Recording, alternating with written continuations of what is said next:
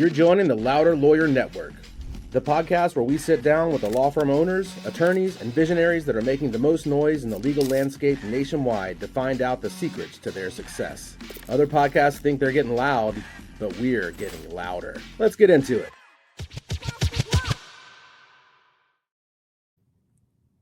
Welcome to the Loudr Lawyer Network, where we help attorneys scale from million-dollar months with powerful strategies and connections. My guest today is a very powerful man himself, Benjamin Bengston. Say it fast, Bengston. How are you, sir? Welcome to the show. Thank you for having me. This is so great. I appreciate you having me on the show, and I'm looking forward to talking.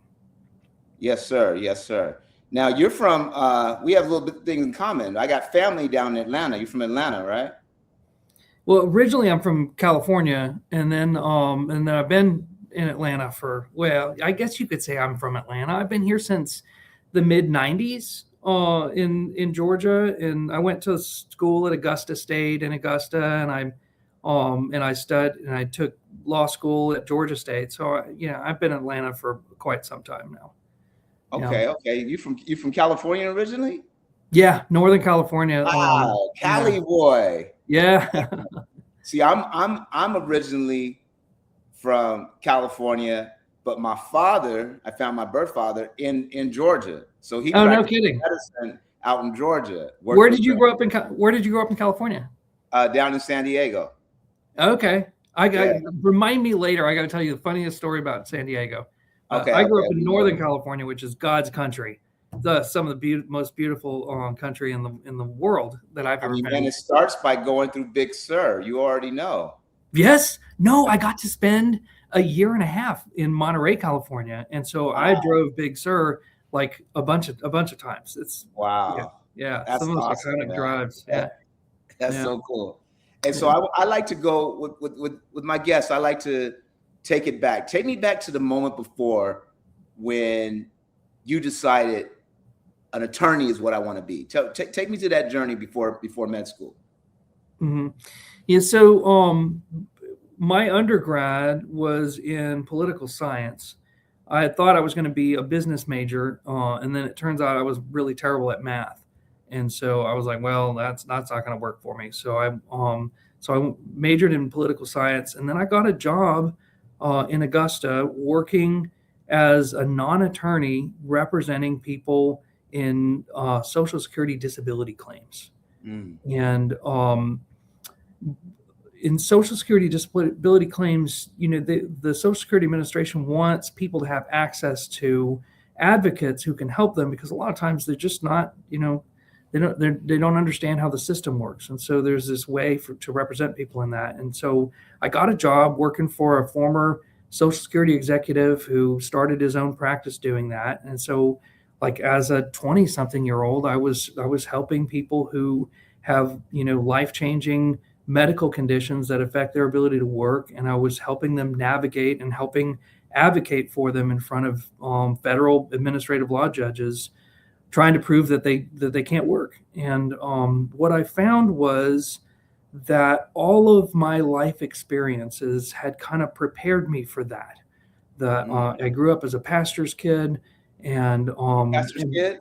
I'm a pastor's kid with all of the baggage that entails.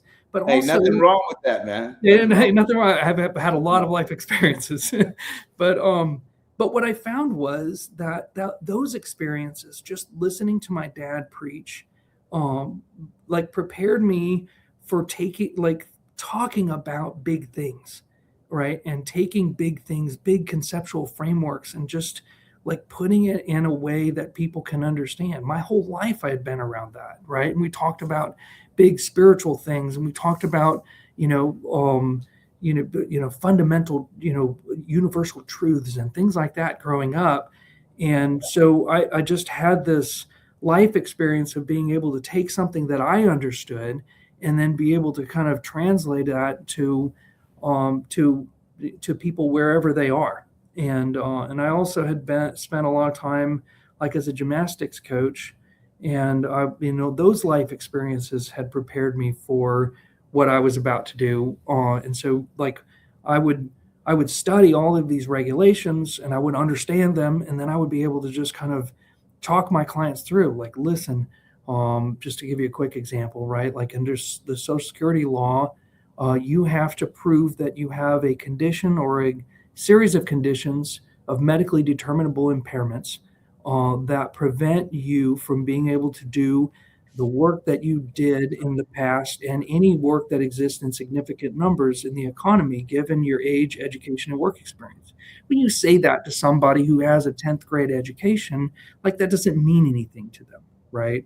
And so I just found these like ways of saying, well, look, what you have to prove is that you have a medical condition that keeps you from being able to do the work that you did before, and you can't do anything else because you don't have enough skills to do an easier job, and you don't have the education to do a desk job, right? And you have to prove it by medical, by medical evidence, and so like I just found those ways to do it, and I found I loved it. That I was able to give access to something to the people that I represented, to an understanding of a complex thing, so that they could, so that they could understand it and participate in it. That was the time where I realized, like, my calling is to do that, is to advocate for people, to help them understand and help them navigate through, difficult things that are complex. Right. That's a cool story. I mean, there was a few things you said in there. You're a gymnastic coach. Yeah. What got you into gymnastics? Being a gymnastic coach takes a lot of patience and time, because you talk about repetition. For anything to be good, I know they say in acting, repetition, repetition, repetition, and how do you feel each time with that? So being able to coach gymnastics, what got you into that? I just kind of got a job as a 16-year-old in the local like recreational gymnastics thing, and I started learned a lot from my coach, and started to learn how to teach things, right? And I was never good at gymnastics. I was terrible at it, like not like flexible at all, not strong at all. I couldn't do any of the things, but I could explain it really well, and I could motivate people into motivate the kids into doing it. But there's a thing that happens with that that's super important. It's not just the ability to repeat a thing, right? You mentioned actors, right? There's this very specialness to it that I didn't really learn how to describe until later in my life, and that is it's something like this. It's like actors, performers, and athletes must have this ability to take a complex thing, to break it down into its component parts, and then practice those component parts until they're perfected, and then put the whole thing together, right? So if you're talking about an actor, right, those really good actors have that ability, or have that training to be able to just take little snippets, like practice the snippets, and then put an entire performance together, right? And that understanding it that way allowed me to be much better at it, and helping those kids, learn complex skills, scary skills, right? Are you an actor? Is that why you brought it up? I'm an actor. I've played in the arts. I grew up in theater, so I did a lot of like Shakespeare stuff, like musicals, The Wiz, things of that nature. Just really, when what you said about being able to break down certain parts, if you know what a scene is going to be, a scene that you're in, being able to know what I call it emotional colors that's going to be in that scene.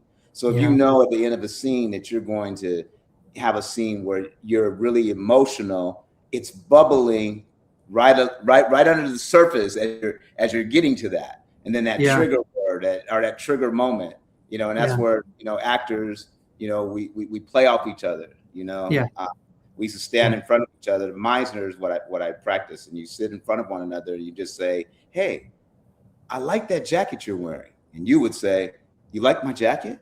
"Yeah, I like your jacket." And it goes back and forth. Just going back and forth. Yeah, back and forth with you repeating what I would say, etc. Yeah, duplicating it back and forth. Yeah, okay, yeah.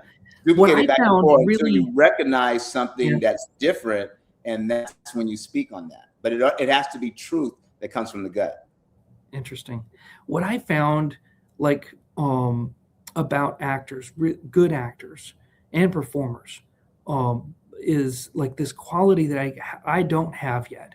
It's this ability to say a thing or a phrase or a monologue or whatever it is, Right. as if it's the only time in the world that you ever said it, even though you've said it, you've practiced it 200 times, right? You think about like Steven Tyler, who's saying love in an elevator, Right. it must be 8 billion times, right? But that actor who says that line, like they have the gift of being able, you have that gift of being able to say that line so genuinely as if it's the only time in the world you've ever said it, As right? if you're saying it for the first time. It's like you're saying it for the first time. And like, if I could tap into that, man, like, well, I don't know, maybe it's a skill. You can tell me, is that a skill I can build? I don't know. I feel like it's Definitely a special. skill you could be. You could start by looking in the mirror. Like, I don't know, get into it later, but Yeah. when lawyers litigate or they're talking to a witness and things of that nature, they're really looking at that person in the eye. Yeah. And so they play the individual and then the jury too. They may find somebody on the jury, not really fixated on them, but looking towards the jury, not really dead pinned, but in that direction where they can understand. Yeah. And that's why a jury usually is gauging how an attorney. The perfect, my example, and I don't know how old you are, but watching the OJ trial, how those attorneys were They're able so to. good. Yeah. Oh, they were performers, man. Yeah. Yeah. That had all the drama. Yeah. That's what I would give you right there to watch that. Watch excerpts from that OJ trial. Yeah. They were really good. Yeah. Yeah, definitely. So what was the moment? We talked about how you got into law. When did you decide I'm going to be a personal attorney, and this is my calling, this is where I'm at, and then what was your first case that really locked you in and you're like, I can do this? Well, when I graduated from law school, I didn't exactly know what I was going to do. I just wanted to graduate from law school and get a job. And I had these experiences handling the Social Security cases, so that gave me some kind of background, but I didn't actually, I didn't have a plan. I just was looking for a job, and I found a job working as a insurance defense attorney. That's the firm that the insurance company would hire if you do, if the case has to go into litigation, whatever. Right. And so I started doing that in workers' comp, and I didn't actually do personal injury until later in my career. About 15 years ago, I started doing personal injury work. But before that, I grew up handling workers' compensation cases, which is kind of a different animal. When I decided, okay, look, I really want to handle personal injury cases, it was when I just kind of had this experience working with another attorney who was really good at handling personal injury cases, and I got to see like how the client and the attorney work together to it's almost like a joint venture, Raje. It's like Right.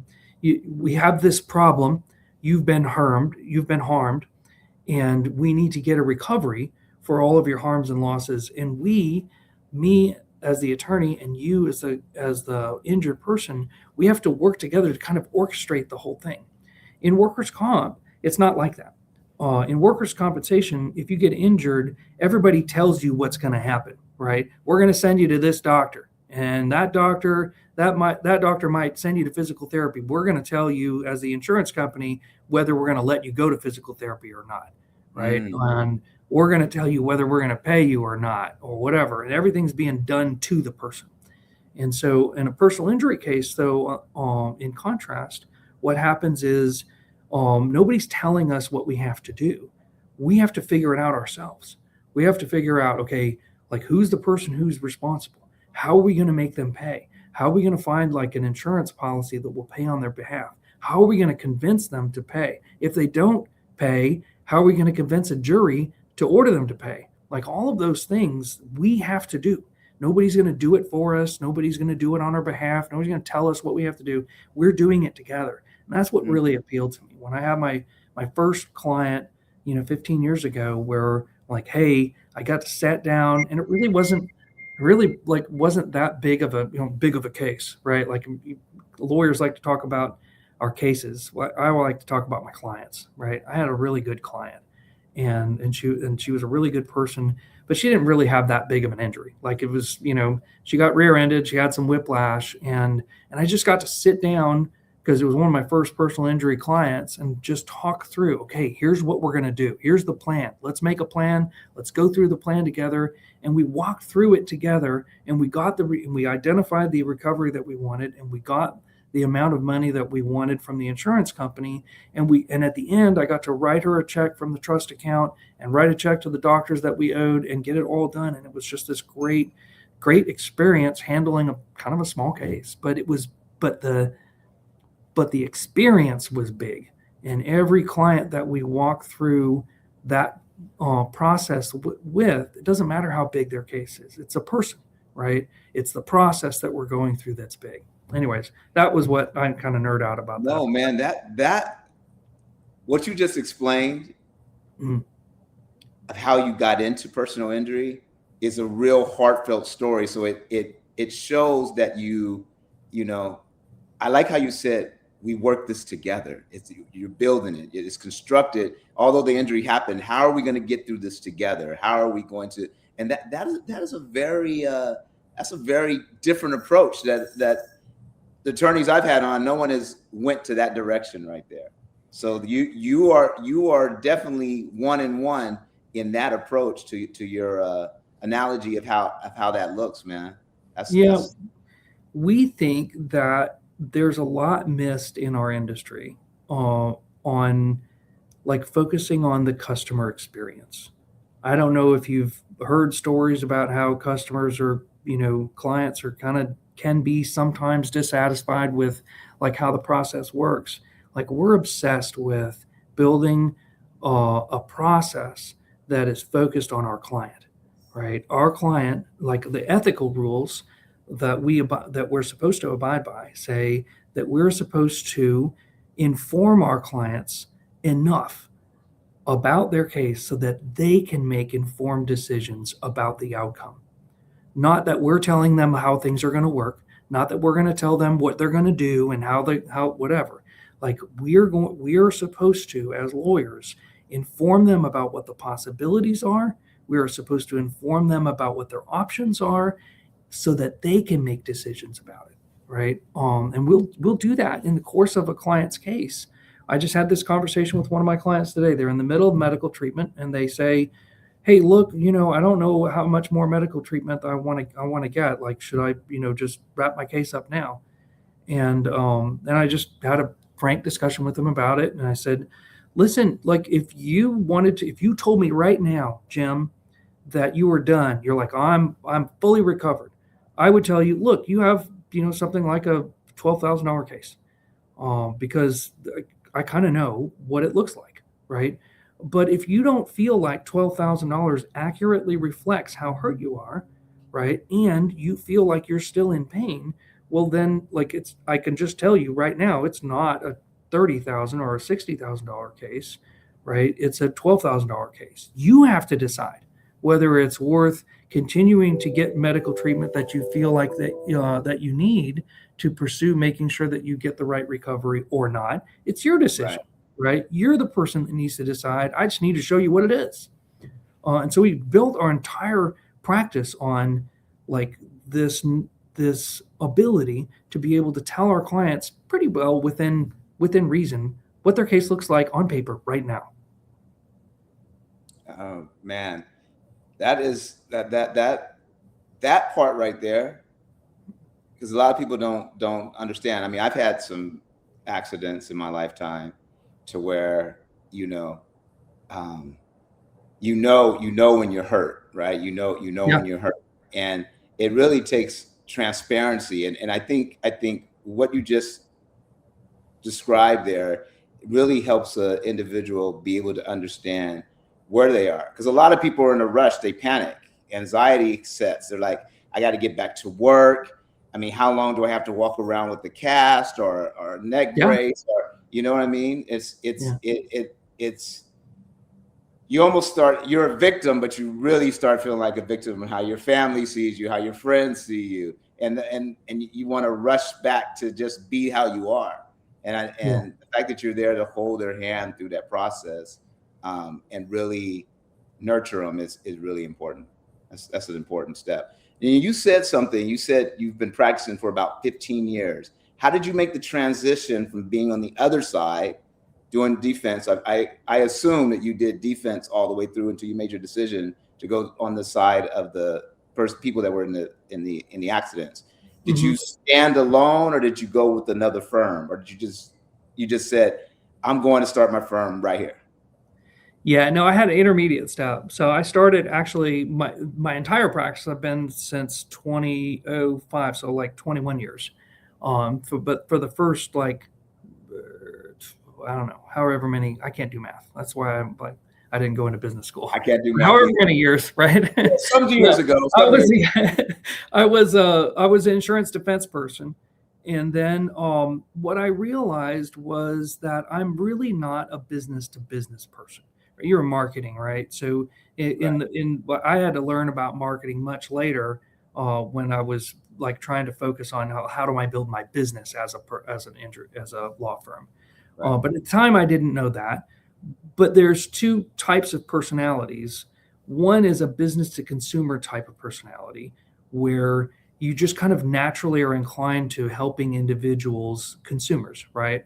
And then the other type of personality is a B2B person, like a business to business person, where you're kind of naturally inclined to market and interact with other institutions, with other businesses, right?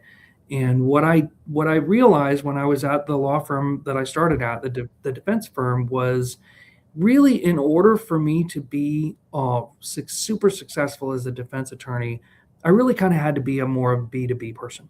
That I needed to kind of believe that individuals, the consumers, the people who are injured, were kind of like, not legitimate, and that my clients, who are the insurance companies or the employers or whatever it is, that those business clients were really kind of the source of truth, and that those were really the people that I'm supposed to be partnering with.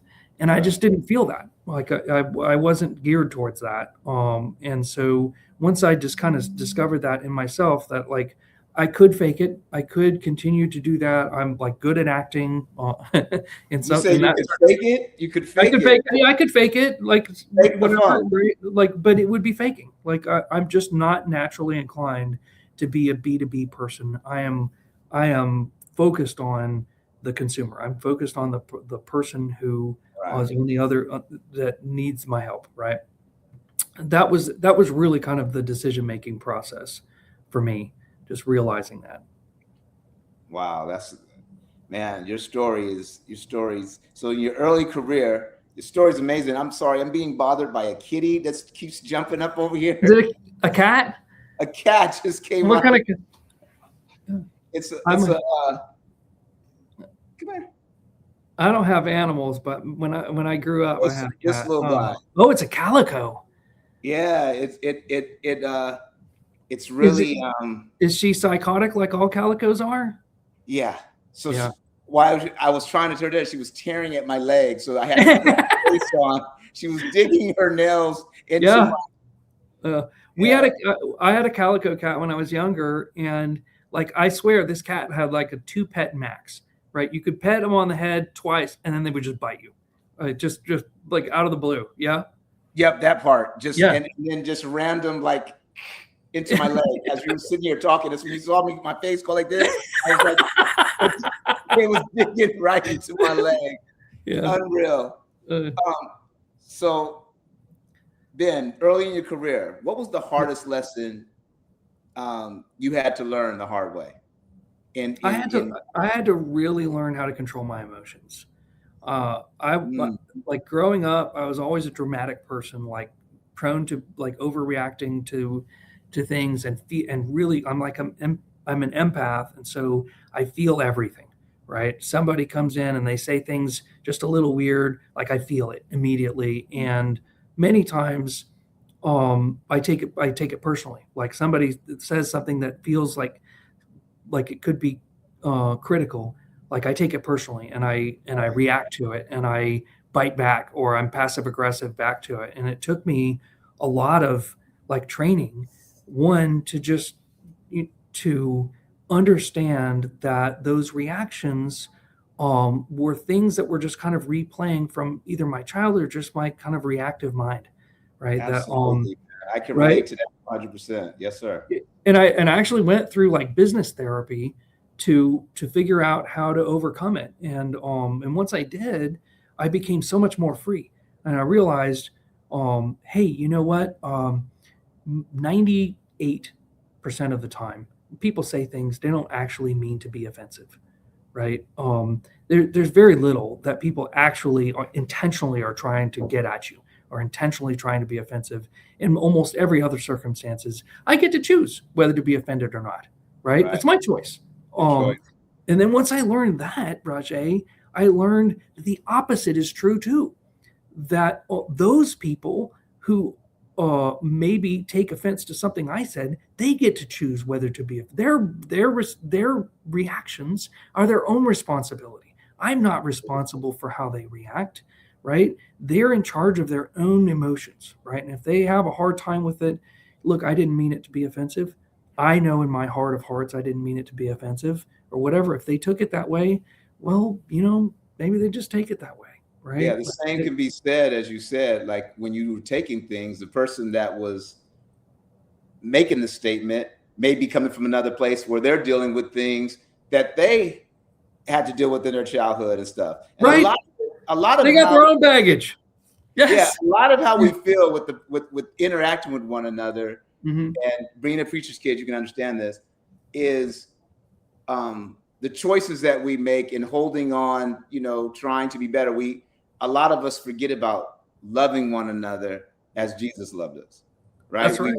We forget that in our everyday walk, and I think that's something that's a reminder of me, and when I'm dealing with individuals, to be able to stand boldly on that and remember that. I mean, I'll come back to a person and say, "Hey, I apologize. I was wrong for the way I may have come at something or how I received something."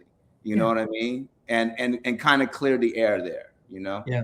It's interesting. There's two things I wanted to take up with that. One, we have a mantra around this office that goes, it has to go with the head tilt, right? We're all broken, right? You got a client who's, jawing at you about like this or that. Like we take it with a grain of salt. We're all broken in some way, right? Yes. It's fine. Absolutely. Like our clients are going through a really tough time. It's fine, right? But there's another thing that I learned when dealing with the other side, and that is about being vulnerable. In our world, this is another saying that we have. In our world, like if you haven't figured out how you can lose, you haven't done enough figuring.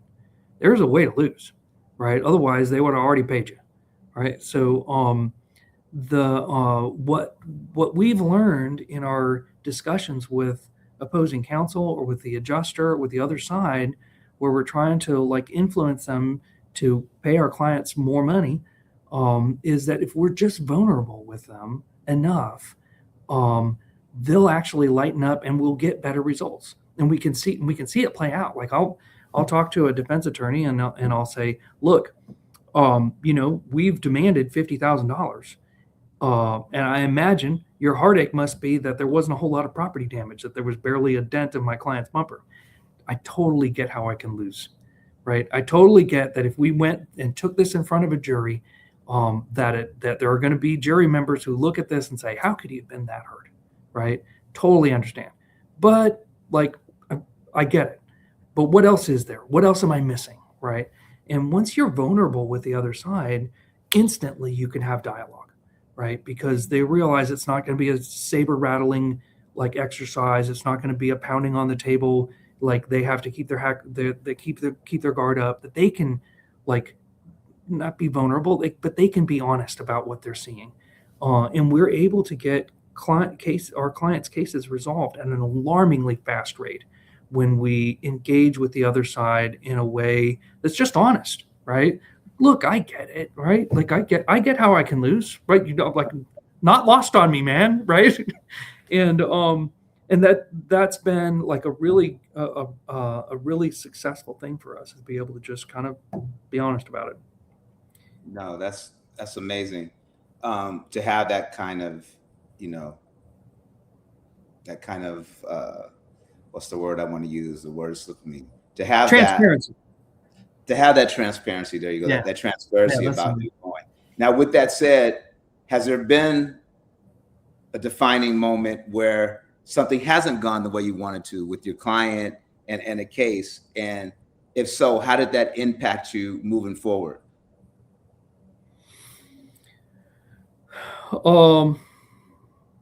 Yeah, like there was a case that we took to trial that we lost, and I did not think that we should lose. We were in a pretty conservative county in Georgia, and everybody in the all of the parties actually agreed that the defendant was liable. It was just a matter of like how much.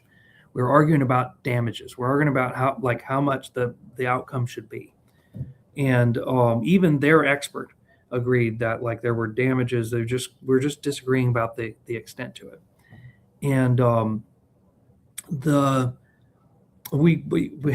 jury deliberated for like 4 hours and came back, and we got goose egg, got like nothing, zero. Defense verdict. No, it was terrible. We had spent Raje, we had spent the entire week trying this case. And it was me and my friend Adam were trying this case, and it was just devastating. It's particularly devastating as a trial lawyer because in order for you to win, you must be completely convinced that you're right. You can't you're not pretending you're right. Like you have to live that you're right. And when you get a jury verdict that's against what your like complete conviction is, it's shattering, right? Like you just have this, it's like a gut punch. Like, how is this even, this cannot be even possible. And so was there an offer to begin with? Oh yeah, they had made an offer with like, we rejected the offer. Like we left money on the table, everything. Like it was the worst possible scenario that you could imagine. And it was so demoralizing because we had just like convinced ourselves. And the problem though is that if you want to win, you must convince yourself. You must be convinced, because you can't convince other people unless the conviction resides in your own mind. And so like maybe the lesson is don't try a case in Cherokee County. I don't know. But I guess the takeaway for me was there's really no way around it.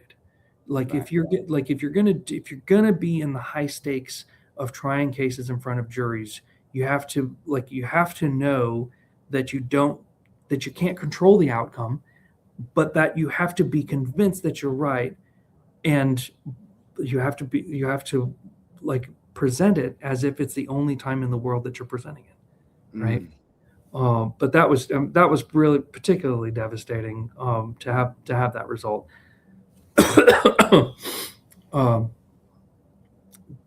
I'm still kicked. Adam and I see each other, once a month or so, and we remind each other, well, at least we're not having to do a whole week trial in Cherokee County. Anyway, it's kind of like the joke around the water cooler. Yeah, exactly. So I was curious about the Loudr Lawyer Network. Like how do you help your customers with their growth? This is we're focused on growth, right? Yeah, we're focused on growth, and that's a good question. I'm happy you pivoted that. I was about to ask you, what role has marketing and branding and referrals played in your business? In other words, like how many cases are you bringing in a month now? How many cases on an average do you get? Yeah, not enough. Not enough. Yeah, not enough. What Like we I do, tell you, Raje, we struggle with it. And I'll tell you why. And I think maybe I'm guessing that this touches on what your, what your business does. But like, we struggle because we don't like to advertise. We don't like to spend, not just because it's really expensive. And in our market, like it's very saturated. There's like every Tom, Richard, and Harold is doing personal injury work in the Atlanta metropolitan area. It's it like we're everywhere, right?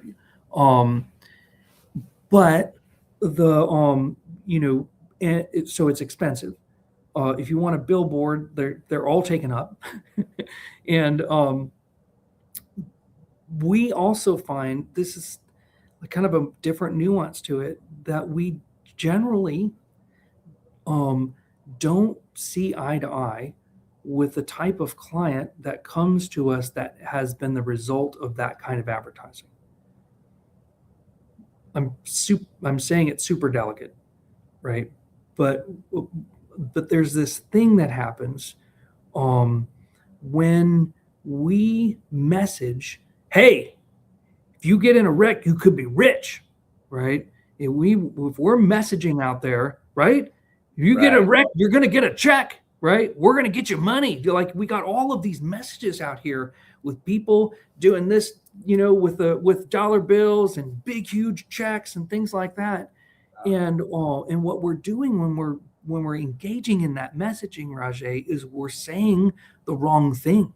We're saying you effing hit the lottery, right? And that's never true.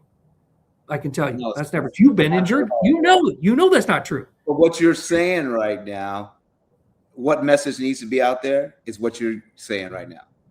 What you're talking about, those are the type of clients that's going to gear towards you. And in this world today, where we are, digital marketing is where that's where you have to pour everything into. You know what I mean? And you're going to get everyday people are this phone right here. Yeah. This right here. This device is what everybody's on. So in your area, if we're able to get people seeing you, and you having a conversation, everything that you've put into your life up until this moment right now are the things that you should be transparent about, and those are the people that are going to come towards you. Because I mean, we have the lawyers out there that are like everybody gets Sal, everybody calls Sal. Remember that? Yeah.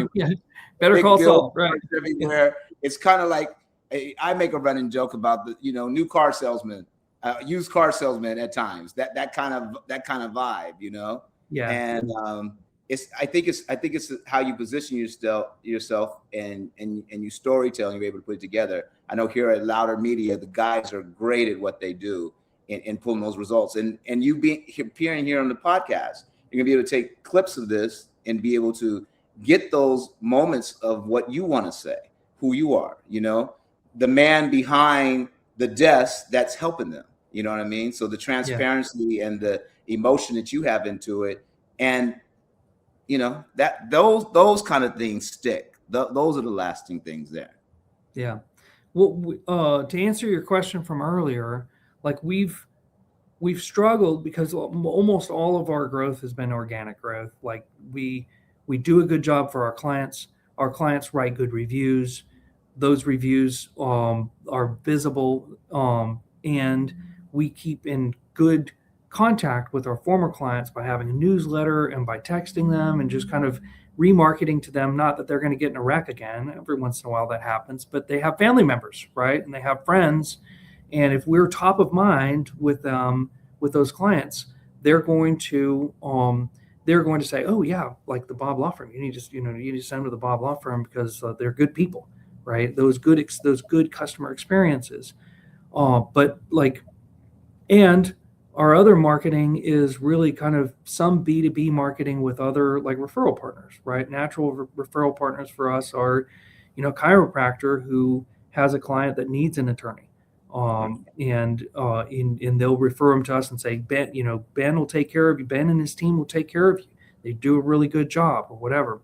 But beyond that, like everything else, the messaging, the media messaging and things like that, we've struggled. We've thrown tons and tons of money away on failed media campaigns and failed marketing campaigns and failed whatever, getting leads and all that kind of stuff. And we're continuing to search for the right, whatever that combination is. Right. I think here at Loudr, we'll set up a call after this. I want to talk to you. Yeah. Yeah. So I can get you with the principles here, but the principles at this company they're about integrity.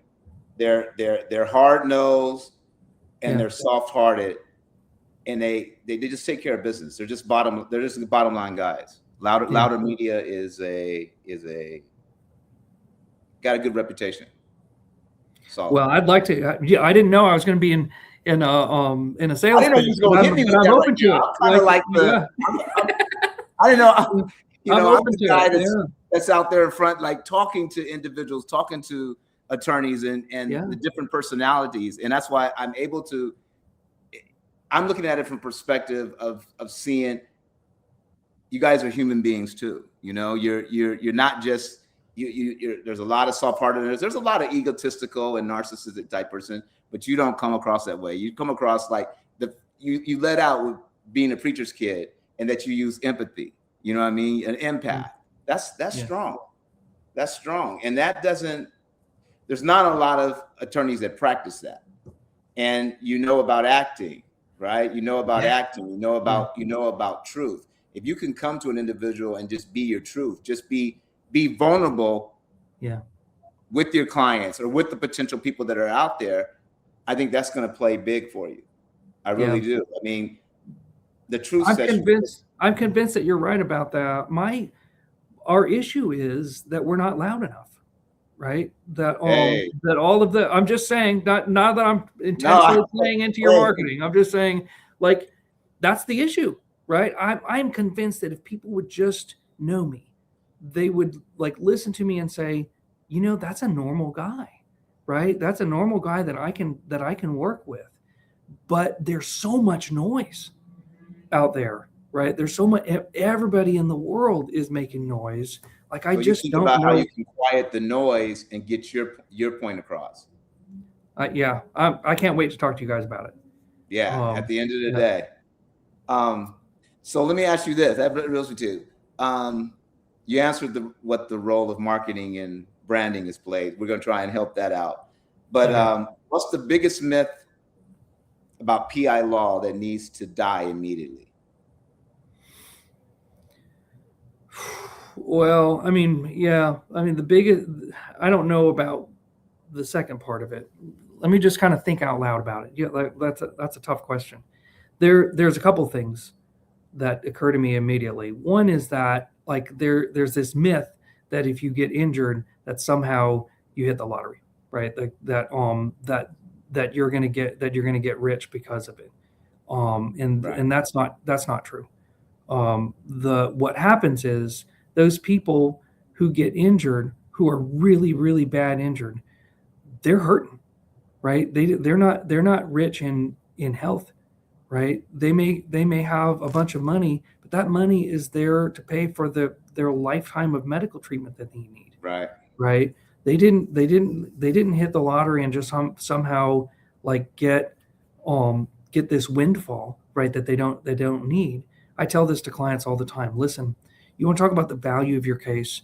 Fine. Here's the thing that you need to have in your brain all the time. Have this matrix every time, right? It's like the crazy hot matrix or the whatever matrix, right?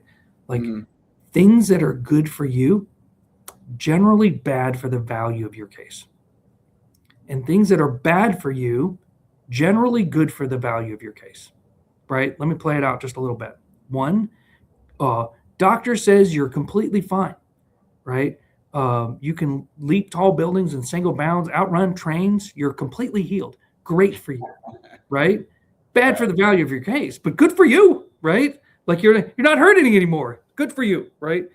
Doctor said, okay, flip side, right? Doctor says, look, you got a herniated disc, you need a backiotomy, right, or whatever, right? Like you need a regurgitated vomit surgery. Bad for you, right?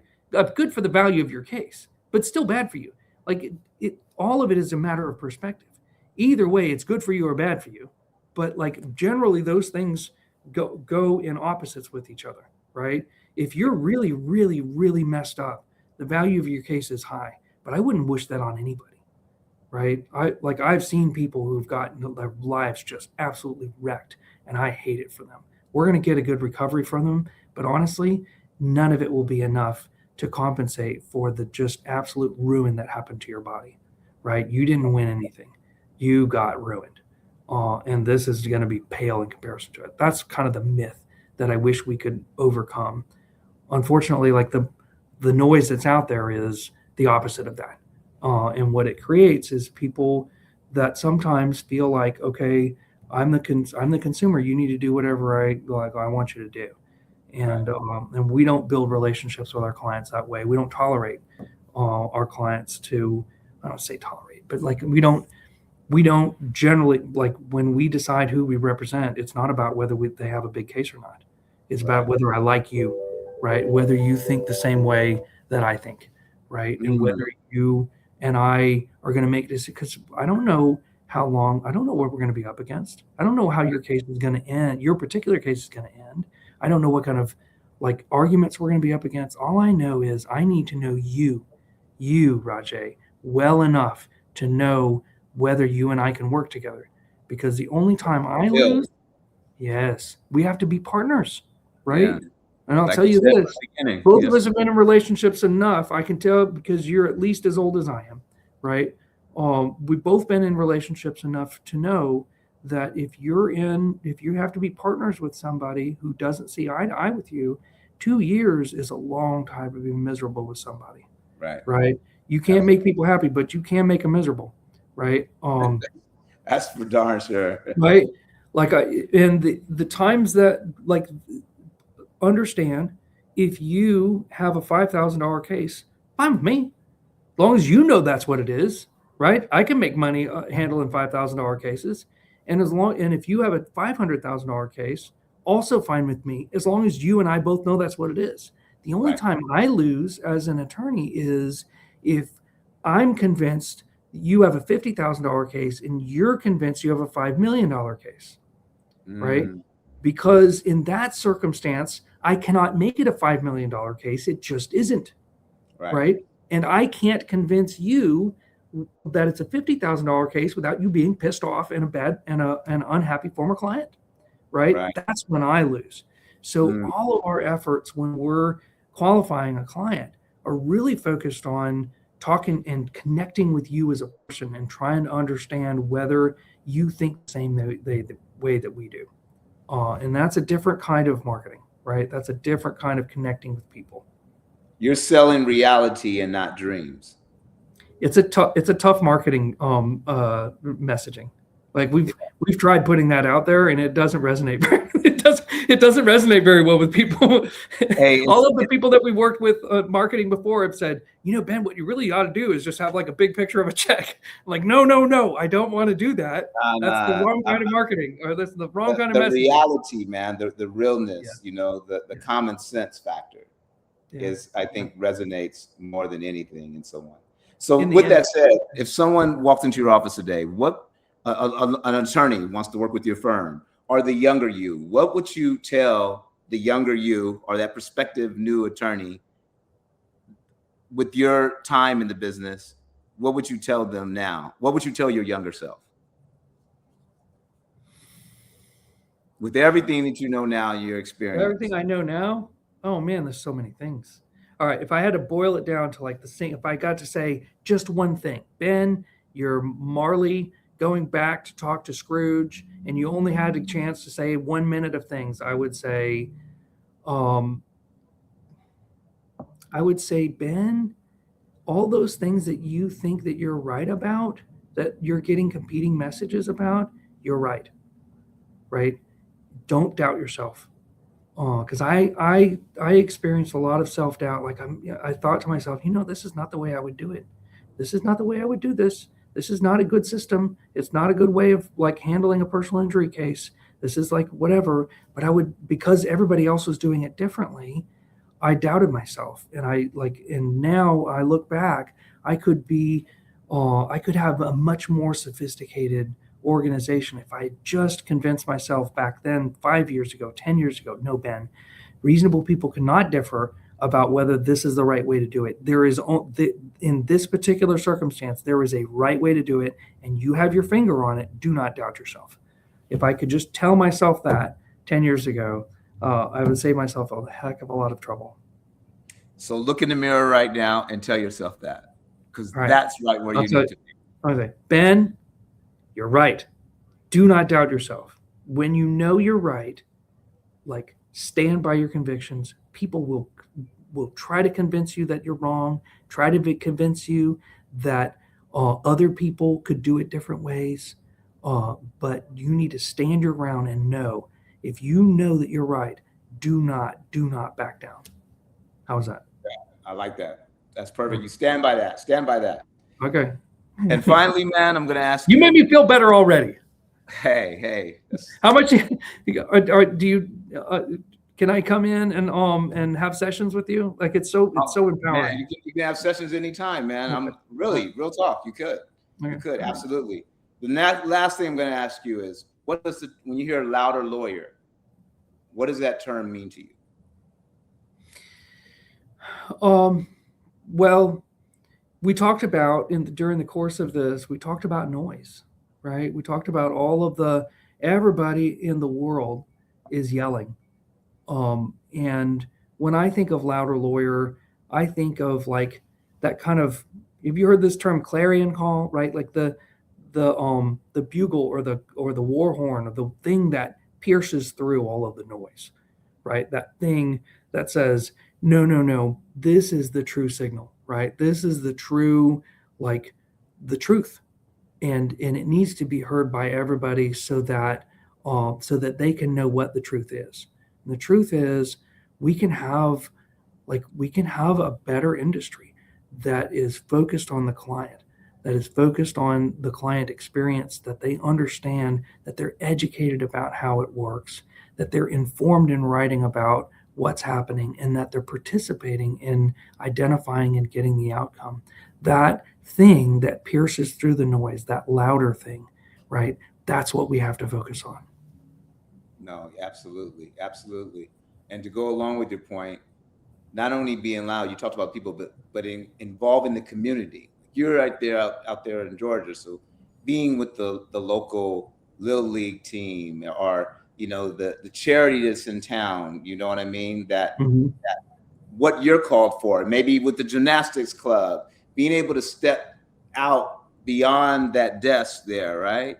And step out into the community and get the people supporting, so they know, hey, this is Bob Law.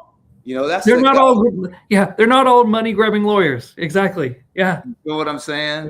Yeah. So those are those kind of things that you said at the very beginning, and I like what you said. You said you took all the experiences you had, that's led you to this moment. Those are the things I think that you need to pull from so that you can be louder, just through our conversation. That's very meaningful. I appreciate you saying that. Hey, man, I appreciate you being a guest here on Loudr Lawyer Network. So just stand by as I end this, and I'll get right back to you, man. All right. Thank you so much for having me on. It was really man. My pleasure. All right. Thanks for being a part of the Loudr Lawyer Network.